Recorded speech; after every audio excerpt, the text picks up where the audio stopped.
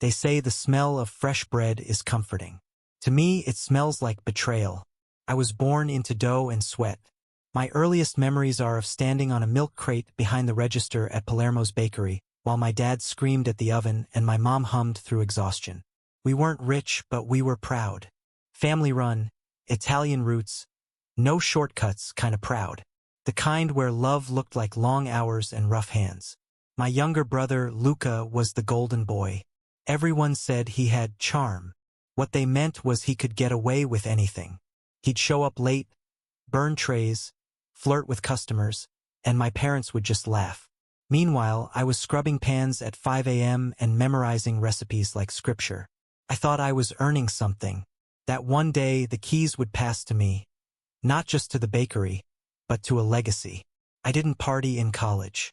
I didn't even go to college.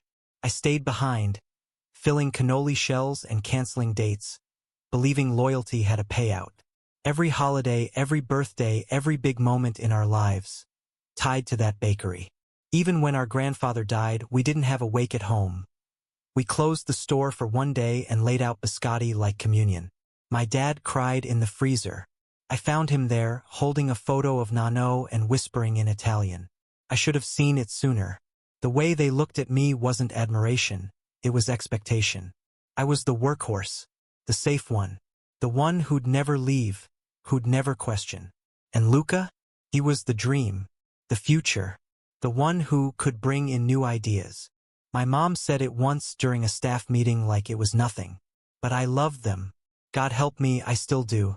I loved them so hard I let it blind me. Even when my hands cracked from cold dishwater and my bones ached at 23 like I was twice that age. Even when Luca stole credit for the tiramisu recipe I perfected. So when my dad pulled me aside one night, flour still clinging to his forearms, and said, "We've decided Luca will run the place," I thought he was joking. He wasn't. I didn't scream. I didn't cry. I just nodded, walked into the walk-in fridge, and stood there until I couldn't feel my face anymore. He said it like it had already been decided months ago, like I was just being told after the fact, like I'd been excluded from my own life. "It makes sense," he said. "You're not as outward-facing." Translation: I'm not as shiny as Luca. I don't flirt with customers or post selfies kneading dough with fake captions about legacy. I wanted to ask if loyalty meant nothing, if 15 years of my life were worth less than Luca's Instagram following. But I didn't. I just nodded again, because if I asked, I might scream. If I screamed, I might shatter. And if I shattered, they'd just say I was being dramatic. That night, I went home and made a spreadsheet. Not of finances, but of possibilities. What it would take to start over. How much money I had saved. Who I could call. I told no one, not even my girlfriend at the time. She had always said I was married to the bakery. I guess she was right. The real betrayal came 2 weeks later. My best friend, Cassie, who'd worked the early morning espresso bar with me since we were both 17, texted me, "Hey, so, you really didn't know?" She sent a photo, a damn photo, of Luca shaking hands with some local investor, signing paperwork, expanding the bakery, franchising it. He was turning Palermo's into a brand, selling our family name to people who didn't know Nonno, didn't know how he used to slice lemons with his thumbnail, didn't know how he'd cry every time he made babka because it reminded him of a neighbor who didn't survive the war. I wanted to throw my phone through the window. I confronted my parents. My mom couldn't even look me in the eye. My dad said, "It's what's best for the business." I asked, "What about the family?" He didn't answer. My stomach dropped. That's when I knew they hadn't just chosen Luca. They'd erased me. I didn't speak to them for 6 months. I left the bakery without saying goodbye to the regulars. I couldn't watch them walk in, asking where I'd gone, why I wasn't at the counter. I was done. And maybe I should have walked away entirely. But I didn't. I opened my own shop across the street exactly 1 year later. Same street, same block, windows facing Palermo's like a challenge no one wanted to acknowledge. I named it Figlia, daughter, in Italian. My little middle finger to the family who raised me and then left me behind. I didn't put my name on it. I didn't need to. The smell was enough. sourdough that cracked like thunder, espresso with crema so rich it made you bite your tongue. I knew how to make things taste like memory. I weaponized it. People came. First out of curiosity, then out of loyalty. Old regulars would shuffle in and look sheepish, whispering things like, "Don't tell your mom I'm here." But they always came back, because I wasn't selling a brand. I was serving truth. My parents didn't say a word. Not to me, not publicly, but I knew it was eating at them. The day my dad tried to poach my pastry chef, someone I trained for years, I laughed so hard I cried.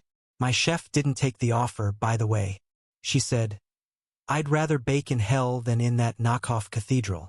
Luca showed up once. He leaned against the counter like he owned the sidewalk and said, "This is cute." I smiled like I wasn't picturing shoving a rolling pin through his eye socket. "Funny," I said. "That's exactly what Mom said about your college career." He didn't come back. Still, I wasn't sleeping. I'd wake up at 3 a.m. drenched in sweat, dreaming of proofing schedules and burnt croissants and my mother's face the day I left. Part of me thought she'd chase after me. Another part knew she never would. And the guilt, God, the guilt, crept in like mildew. I was thriving but not happy. I missed Sunday dinners, missed laughing at nothing, missed my Nana's voice when she used to say, "You're the heart, Tesoro." Was I still? Or had I let that heart rot? I told myself it didn't matter. Business was business. They made a choice and so did I. But choices have shadows. And mine were getting longer. It happened during Cannoli Fest. Yeah, we have a whole damn festival for it. Local tradition. Palermo's used to headline it, until I joined the lineup last year. This time, we were set up across from each other like rival nations at war. The day was hot, loud, crowded. Lines stretching down the block. I was plating my lemon mascarpone special when I heard Luca's laugh. Too loud, too smug. Then I saw it. His newest signage. The original Palermo recipe, for generations strong. And beneath it, my tiramisu cannoli. I lost it. I marched across the street, aprons still dusted in sugar, and shoved through their tent flap. "You're selling my recipe," I snapped. His face dropped for a half second before he went full smirk. "It's family property," he said. "Technically, you made it here first." I looked around. Customers staring. Phones out. My parents frozen, deer in headlights. I turned to my dad. "Tell them it's mine." He just muttered, "Not here." Like I was some embarrassment. Like I was causing a scene again. So I made it a scene. I created that filling. I tested it for 6 months. "And you gave it to him?" I yelled. "You cut me out. Now you're stealing my work? Is there anything you won't gut for the brand?" My voice cracked on the last word. People went silent.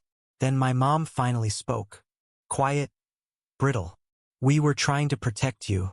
This business eats people alive." I stared at her like she'd grown a second head. "You weren't protecting me. You were burying me." And I turned and walked out. I spent the rest of the day shaking, pretending to smile, handing out pastries I couldn't taste. That night I closed early, sat on the kitchen floor and cried into my apron until it was soaked through. The truth was out now, and there was no going back. The video went viral. Of course it did. Some teenager caught the whole confrontation on their phone and uploaded it with the caption, "When family becomes competition skull." It hit 2 million views by the weekend. The comments were brutal. Some called me ungrateful. Others said Luca was a snake.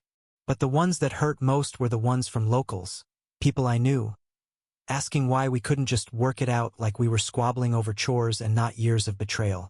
Business boomed, ironically. My shop saw a 30% spike in orders. People came in just to support the underdog. Every customer felt like a vote. But I couldn't enjoy any of it. I felt exposed, raw, like someone had stripped my skin and labeled it family drama. Artisan edition. Luca sent a text. "Happy now." That was it.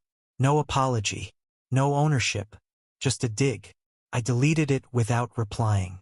A week later, Palermo's updated their menu. Removed the tiramisu cannoli. No announcement, no statement. Just gone. like none of it ever happened. I didn't see my parents for months. My birthday came and went without a card. Christmas passed with a single envelope slipped under the shop door. No return address, but I recognized the handwriting. Inside, a check for $1,000 and the words, "I hope you're eating." I tore it in half. Cassie tried to talk to me about forgiveness. Maybe they thought they were doing what was best. I laughed so hard I scared her. They chose silence over me, again and again. That's not love, Cass. I didn't tell her what I was really afraid of. That maybe they never saw me as theirs to begin with. The staff at Figlia became my surrogate family. We ate together on Sundays, celebrated birthdays with tiramisu pancakes. I started writing little thank you notes on our pastry boxes. It helped, a little. But every night, when I lock up and see Palermo's lights still on across the street, it still feels like losing. People always ask if I regret it. Opening the shop, blowing it all up, choosing war instead of swallowing pride. And I'll be honest, sometimes, yeah, regret doesn't mean you made the wrong choice. It just means the cost was real. There are nights I dream about my dad's hands. How steady they were when he braided challah. How tired they looked toward the end. I wake up wanting to call him, but I don't. I tell myself that bridge burned long ago, and the smoke was a warning, not a beacon. Luca's franchise failed. Turns out expanding too fast with hollow ideas doesn't work in a neighborhood that craves soul. He closed 2 locations last spring. Palermo's is still open, but smaller, tighter.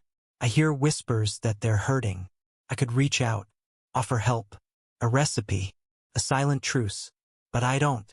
Not because I hate them, though some days I think I might, but because they had their chance to love me loud and they didn't. Now I know how quiet love can be mistaken for absence. I still see my mom sometimes. She walks by the shop, always from a distance, like she's afraid I'll see her. Once, she left a tin of biscotti at the door. No note, but I knew her rosemary lemon touch. I left it there until the rain got to it. Couldn't bring myself to eat the apology. Every week, a girl from the high school comes in asking if she can intern. She says she wants to learn from someone who actually built something. I always say yes. I teach her the difference between folding and mixing, between legacy and inheritance. And maybe that's what Figlia really is. Not a bakery, not revenge, but a refusal to vanish. A reminder that I exist, even when they tried to write me out of the story. I etched myself back in, one loaf at a time. But I won't lie to you. When I see a father teaching his kid how to knead dough through the front window, something inside me aches. Because that's the version of my life I didn't get to live. And no amount of butter or flour will ever fill that crack.